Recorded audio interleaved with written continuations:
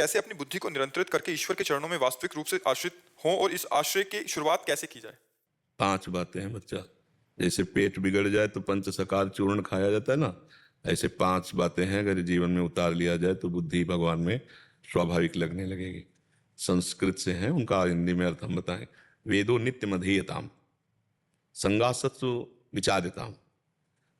यदि हम रोज शास्त्र स्वाध्याय करें, रामायण है, भागवत है, गीता है, जिसमें हमारी समझ बने हिंदी से, रोज वेदो नित्यम अधीयताम, रोज अब वेद पढ़ने के लिए व्याकरण चाहिए, तो उसी वेद को सारांश में भगवान ने गीता रूप में, रामचरितमानस रूप में भगवान ने हैं संतों के रूप में, वही सब। तो गोस्वामी तुलसीदास जी ने कोई भी ऐसा शास्त्र नहीं है जिसकी बात रामायण में न लिखी हो, बिल्कुल सरल भाषा में रामायण है, भागवत है, महाभारत है, गीता जी है, इसमें सब वेदों का सार लिखा हुआ है। तो वेदो नित्यम अधीयताम, रोज शास्त्रों का स्वाध्याय करें। संगासत्सु विधीयताम, रोज महापुरुषों का सत्संग सुने। तो आजकल मोबाइल भगवान की बड़ी कृपा, कहीं से भी सत्संग सुन सकते हो। साधु संघ का जिनका मन आवे सर्च करो और सुन लो। संगासत्सु विधीयताम और महावाक्यार्थस्य विचारिताम, जो संत महापुरुषों ने वचन कहे उसका विचार करना चाहिए सत्संग में। आज ये बाबा बोले, इसका मतलब क्या हो सकता है, उसमें घुसे, उस शब्द में घुसे, उसका चिंतन करे। और फिर लिखा है कि क्षुद्र व्याधि चिकित्सिताम, भूख की औषधि की तरह अन्न पाए, पवित्र अन्न।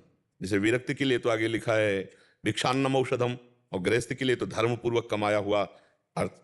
भोजन बड़ा पवित्र होना चाहिए। नहीं, 5 सूत्रों में भोजन बोलने की जरूरत क्या थी, लेकिन भोजन बोला। चौथा जो है क्षुद्र व्याधि चिकित्सिताम, क्षुधा रूपी व्याधि की चिकित्सा करे। अगर विरक्त है तो भिक्षान्नम औषधम, और गृहस्थ है तो धर्म पूर्वक कमाए हुए अन्न से। फिर एकांते सुख मास्यता मथातो ब्रह्म जिज्ञासा। उपासक को घंटा 2 घंटा समय ऐसा निकालना चाहिए जो एकदम एकांत हो, कोई डिस्टर्ब न करे, और उस समय बैठ करके चित्त वृत्ति भगवान में लगानी चाहिए। पहला शास्त्रों का स्वाध्याय करना चाहिए, दूसरा सत्संग सुनना चाहिए, तीसरा सत्संग में जो वाक्य हैं उनका मनन करना चाहिए, चौथा पवित्र आहार करना चाहिए, और पांचवा एकांत में बैठकर भगवान का भजन करना चाहिए। इससे बुद्धि शुद्ध होकर परमात्मा में लगने लगेगी। आप करके देखो, रोज सत्संग सुनो, रोज एक नियम बना लो कि गीता जी का एक श्लोक का ही अर्थ हम पढ़ेंगे। रोज नियम बना लो, 5 दोहा चौपाई गोस्वामी तुलसीदास जी की पढ़ेंगे।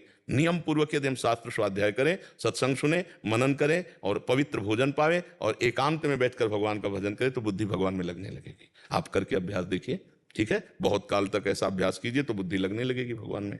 रोहित कुमार